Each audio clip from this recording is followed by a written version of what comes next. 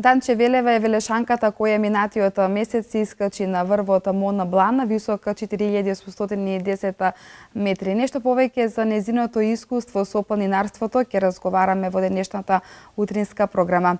Данче, добро утро и добре дојде. Добре ве најдов. Така, кога почна активно да се занимаваш со планинарството и кое беше твоето прво искачување?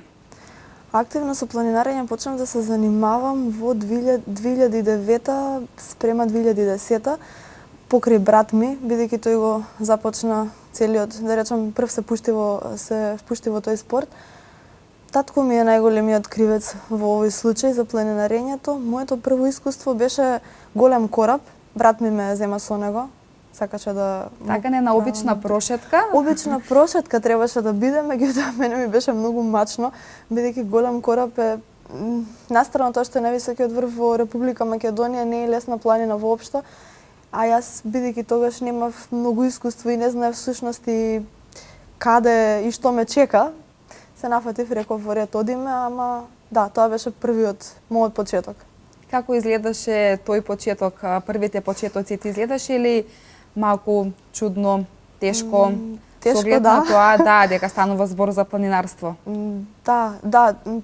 Од секогаш сум ги сакала планините, пред се сум ја сакала природата и ми се допаѓа да сум надвор од дома, да сум во природа, меѓутоа не очекував нешто толку тешко и искрено стварно немав представа, идеја што ме чека.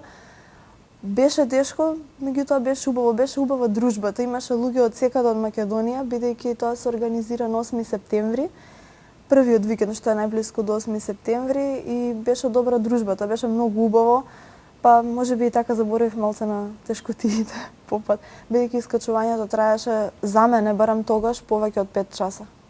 Што според тебе значи планинарството? Според мене планинарството, јас сметам дека пред се не е воопшто лесен спорт. Бара концентрација, бара многу познавање. Рекреативно планинарење е едно, планинарење професионално, кога човек навистина ќе навлезе во тоа, е нешто сосема друго. Планинарењето според мене е кога оној секој што се нафатил да освои некој врв, без разлика, дури тој врв да е 2000 метри надморска висина, треба да е во состојба сам со сопствени сили, со сите потребни материјали, нормално, тука веќе зборуваме летни, зимски услови, вода, алишта, се што е потребно, храна, да го однесе до врвот, значи сам. Тука искрено јас, можеби многу мене нема да се согласат, меѓутоа јас планинарење сметам дека секој со сопствени сили треба сам да стигне до врвот. Тука мислам повеќе на поголеми експедиции, на 7, на 8.000, каде што во ред е да има човек помош, меѓутоа сепак она што се сведува е на сопствените можности. Точно така. Кога зборуваме за планинарење, станува збор за доста широк поим. Што точно тебе ти привлекува? Дали можеби тоа е алпинизам, искачување на некој врв или па можеби нешто друго? Мене планинарењето ми се допаѓаше пред се и искрено јас никогаш не мислев дека ќе навлезам во алпинизам, бидејќи ми беше некако чудно да, така речено, да си го закачам, да го оставам животот да ми виси на јаже. Меѓутоа, од кога запознав дека и не е баш така како што изгледа, кога човек ќе ги научи работите како функционираат и кога ќе ги запази правилата, тогаш е нешто сосема поинаку, ме привлекуваат двете. Ме привлекува и алпинизмот. Во последно време можам да кажам повеќе алпинизмот него планинарењето, меѓутоа во секој случај двата спорта, значи воодушевена сум. Така. Бидејќи си релативно млада, досега си имаш искачено на повеќе врвови, ќе може ли барем некои од тие врвови што се поважни, што ги имаш искачено да не ги наброиш? Па, започнав, како што ви кажав, со голем кораб покрај брат ми. Првото одење на, да речам, на посериозна планина ми беше со него. Голем кораб, 2764 метри надморска висина, највисокиот врв на Република Македонија. Потоа рековме, па зошто да не, веќе кога живееме во Велес и во близина ни е Солунска глава, Чеплес, планинарскиот дом, каде што навистина е преубаво место, посакав да отидам таму. повторно брат ми ме однесе Солунска. Дали тоа значи дека кога викате со брати, ајде ќе одиме да шетаме, ќе одиме на Солунска глава или на Голем кораб? Така ли обично изгледат вашите пошетки? Претежно да, дефинитивно. Во последно време, иако кога кажуваме ќе одиме да шетаме, се мисли ќе одиме на карпа да качуваме. Многу одобрени од дома не се воодушевени, меѓутоа во ред. Да. Солунска глава, да, отидовме повторно со Тоше. Преубаво, повторно воодушевена и така почнав полека да навлегувам. На почетокот не ми беше предизвик да речам големи повисоки врвови, бев презадоволна со ова што е 2000 метри, ми беше како да речам некој сопствен максимум, што сакав јас да ги поминам, да го видам Голем кораб, да ја видам Солунска. Потоа следуваше Титов врв, 2737 метри на Шарпланина, највисокиот, воедно и втор највисок во Република Македонија. Потоа бевме исто така и на Љуботен, исто така на Шарпланина врв. Подоцна се случи Пелистер. Пелистер, многу одамно имав желба да отидам на Пелистер, меѓутоа со факултетот, баш тогаш кога беше традиционалното секоја година, во чест на Димитар Илиевски Мурато, првиот македонец на Еверест, се организира на 10 мај, нели најблискиот викенд до 10 мај што е, се организира во негова чест традиционално искачување на Пелистер. Со факултетот немав можности, бидејќи морав да полагам и цело време така се погодуваше да морам да одам на факултет, да бидам во Скопје, воопшто ги пропуштав сите тие тури. И всушност годинава 2016 се договоривме зимско да отидеме на Пелистер. Јас повеќе сакав да ја видам планината во лето, меѓутоа реков, па добро, нема да ми смета ни вака. Отидовме, тогаш се случи Пелистер, значи годинава. Тоа е третиот по височина во Република Македонија, 2601 метра надморска висина. И спомена дека тоа беше во зимо, така? Да, и како е таму во зимо, високо на Пелистер? Преубаво, иако температурата са бајлето кога излеговме од автомобилот беше -12, ама кога човек ќе тргне веќе и бидејќи е горниште, ќе се загрее, веќе на студот и толку не размислувавме, беше преубаво. Кога се отвори погледот, кога излеговме од шумата, беше преубаво. На врв беше далеку поладно, дуваше и ветер, меѓутоа горе не пуштија, влеговме, си направивме со луѓето муабет, се напивме по еден чај и полека назад. Убаво е, мене сите врвови без разлика, така од кога почнав со алпинизам многу и не сум на планина, меѓутоа почесто сум на карпа. Поинтересно ми е како спорт, поголем предизвик ми е. Сакам да видам и други врвови, сакам например на Пониква немам отидено, би сакала и натаму. Во последно време размислувам за варијанта со точак, па ќе видиме. Веројатно ќе се случи во некоја друга комбинација. Некоја друга комбинација, да. За да биде поинтересно во секој случај. Спомена голем број врвови кои што ги имаш искачено тука во Република Македонија. Кој те воодушеви највеќе? Дали можеби тоа е Солунска глава, Пелистер, кораб? Сум размислувала многу на темава, искрено мислам дека дури немам одговор, бидејќи секој си има своја убавина, иако на Солунска се осеќам најмногу како дома. Некако ми е најблиска, а на Солунска тоа што посебно ми се допаѓа и да речам еден сон беше, ми беше неостварено нешто, нежилови карпи кои што се наоѓаат на Солунска, од кога почнавме да качуваме, ми беше желба да ги искачам, да отидам таму да качувам, бидејќи човек на вистина се губи во карпата, зборувам на Пешти, каде што е 200 метри надморска висина, а не па во карпа што е високо 800 метри. И затоа, да речем, посебен шарм има Солунска глава, бидејќи има повеќе можности. Може човек да оди по планинарската патека, може да качува, нели нормално ако го влече тој спорт. На 29 јули оваа година се искачи на Мон Блан, на надморска височина од 4810 метри. Нешто повеќе да ни кажеш и за ова искуство? Преубаво искуство. Мислам дека немам ни зборови, не можам како да го доловам, веројатно човек мора да ги доживее тие ствари, меѓутоа најважно е нели да те привлекува тој спорт. Мон Блан беше тежок во секој случај. Јас се спремав, претходно многу вежбав, тренирав, бидејќи почнав да работам од средината на јануари, 14 јануари, така некако беше кога стапи во работен однос и нормално со работа малце времето е пократко, не можев да посветувам по цели денови на тренинзи. имав така непреспиени денови каде што морав да А жртвувам. чувствуваше ли страв малку претходно? Па да. Еднаш на карпа ми кажа, ако човек не осеќа страв, ќе направи некоја глупост и затоа мислам дека стравот треба да е составен дел од, бидејќи сметам дека е нормално. Висина, Да, нормално е секако да се да, чувствува. од 4000 воопшто не е малку, така што мислам дека е сосема нормално и природно човек да чувствува страв. Се обидував да нормално да не се концентрирам на тоа чувство, бидејќи човек на 4000 размислува па што ако ме фати невреме, што ако не ми се погоди времето, а сум дошол 2000 километри надвор од Македонија и навистина сакав, секој мислам дека што дојден таму за врвот, нормално сака да се искачи на врвот и малце мислите, балансот, да речем природниот баланс е поинаков, меѓутоа да, ми беше страв, ми беше тешко. Претходно ми кажа информации што е нормално дека воздухот таму не е ист како на 2000, не е ист како во град, што е многу нормално. Да, почисте, поубаво, меѓутоа е поредок, така што многу побрзо се заморував. Ми беше тешко кога човек сака да земе воздух, а е ладен, дува ветер, како мислам дека на момент исто како воопшто се осеќав како да не дишав, ми беше мачно. А какви беа временските услови? Временските услови имавме среќа, всушност мислам дека повеќе имав среќа што се запознав со еден од спасителите таму, кој ми кажа дека петок е ден кога треба да се оди на врвот, бидејќи сабота и недела најавуваа невреме. Сабота веќе беше некоја преодна фаза, недела рекоа многу лошо време.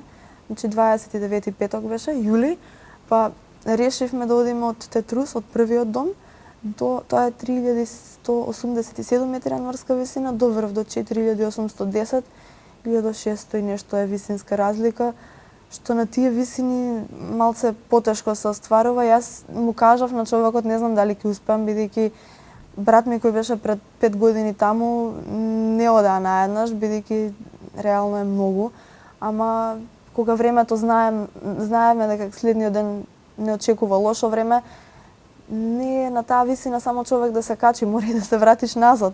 А во магла, во временски непогоди малце потешко би одело, така што се решивме да одиме до врв. Колку време траеше искачувањето на Мон Блан?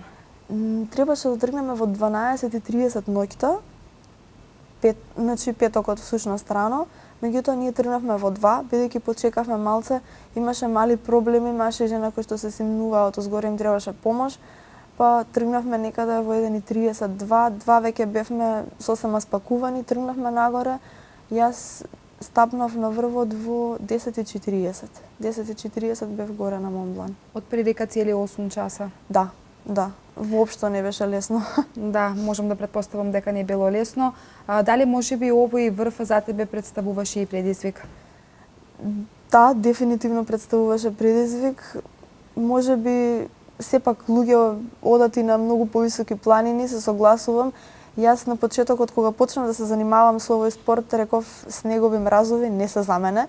Меѓутоа кога отидов, сватив дека многу ми се допаѓа и уште поголем предизвик ми беше, бев се подготвував психички повеќе за фактот дека сите, што е нормално, ми зборуваа за висинската болест, за големите главоболки и дека ќе ми биде лошо, дека нема да ми се јаде, дека напротив ќе губам апетит, ќе добивам главоболка, што ми беше многу чудно што ништо од тоа не ми се случи. Само како одев нагоре ми беше се подобро и бев порадосна и веќе на врв. Тоа е тоа чувство. Во секој случај. Во секој случај ми го одеше, да. Просто се зачудив бидејќи брат ми кој беше пред 5 години ми кажа, па и не е баш така едноставно. Мон Блан сепак 4800 и речиси 5 не е онака човек да може да се качи комотно од 1000 на 2000 метри надморска висина и при тоа да не осети некоја поромена во организмот. Па веројатно имам среќа. Да. Претходно на 25 јули се искачи и на Триглав. Нешто повеќе да ми кажеш и за ова искачување? Триглав, највисокиот врв на Словенија, 2864 метри надморска висина. Ние всушност планиравме на Триглав да одиме во насока, значи да качуваме Северна Триглавска, меѓутоа времето беше толку многу лошо што дента кога стигнавме во неделата се истори, немаше никакви шанси да тргнеме воопшто нагоре, а не пак да качуваме на Карпа. плюс планината, како секоја друга планина, си влече облаци, таму невремето е многу поинакво од невремето во град. Човек е сам, Триглав е планина со, да речем така речено, камењаре, бидејќи горе кон врвот се само камења. И кога ние тргнавме во понеделникот, тоа беше 25 јули, кон Триглав, кон врвот, сабајлето кога тргнавме беше времето многу лошо, беше стемнето од сите страни. А што правите во такви ситуации кога имате лоши временски прилики?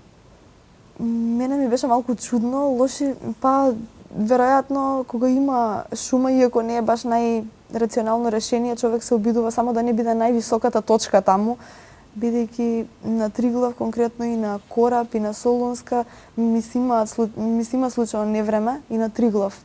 Така ни беше среќата, на кога се симнувавме од врв, не фати невреме, грмеше. Многу е, чувството не е пријатно во секој случај, бидејќи небото е буквално, да речем, отворено над тебе, а ти си највисок. И се околу тебе е камења, и за ситуацијата да биде уште поезива. Има многу плочи од луѓе кои што се загинати од грмотевица, така што кога ќе погледне човек околу себе, Не е убаво чувството во секој случај. Не, побрзавме надоле, рековме побрзо да се симнеме на пониско, па Какво е чувството да се наоѓаш високо на некој врв, блиску до облаците? многу убаво.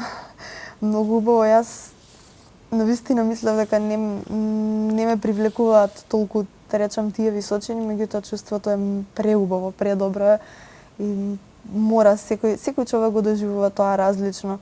Ако настрана, например, јас немав проблеми, меѓутоа ако имал човек проблеми, се запознавме со едни бугари кои што еден од дечките имаше многу големи главоболки, него верувам дека му била посебен тип на среќа кога застанал на врвот со сите проблеми кога човек ќе се соочи со лошо време и со сите тие стравови. А колку време од прилика останувате на врвот кога веќе ќе го искачите? На Мон Блан останавме негде околу, во зависност од временските услови. Кога ние тргнавме кон врвот, дуваше многу ветар. Јас и на Facebook го имам видеото објавено, некое кратко видео, раката ја држав надвор. Јас имав чувство дека ја држам раката надвор од ракавиците 5 минути, а кога го погледна видеото, тоа биле всушност само 17 секунди, што не ми се веруваше, викам, јас снимав подолго. Ама да, многу дуваше ветар на врв. Имаше тројца планинари кои што беа седеа горе, меѓутоа верувам дека ти имаат поголемо искуство од нас. Јас се качив со еден дечко од Франција и кратко се задржавме на врв, можеби 5 минути, максимум. 5 минути, ветерот беше неподнослив. Моравме да седиме со ночери, бидејќи целиот снег ни го дуваше во лице и Ама во секој случај се исплати, нели? Се исплати. Секоја капка пот се исплати за таму.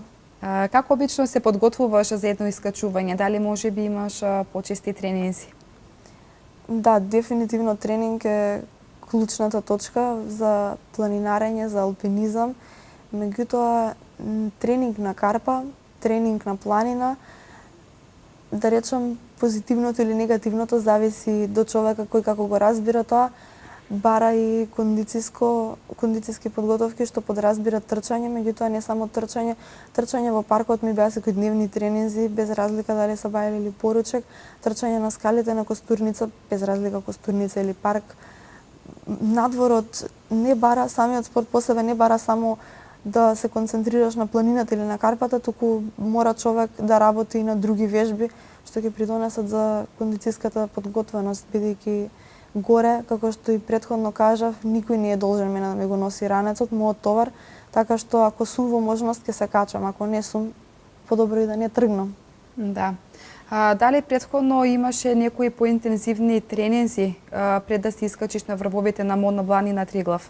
Да, имавме зимото, сметам дека кога веќе се качив на врвот, да речем, лично ми беше доволно, меѓутоа ние зимото имавме само еден тренинг, каде што нели го качивме Пелистер. Тоа беше единствено зимско искачување што го направивме од ноември, да речем декември, кога веќе имаше снег на планините до март месец, што е реално малку. Меѓутоа, да, одев во паркот, трчав, бидејќи исто така тренирам и карате, на тренинг на карате, на алпинизам, на пешти. Пешти ни е секојдневна дестинација, Демиркапија исто така многу често.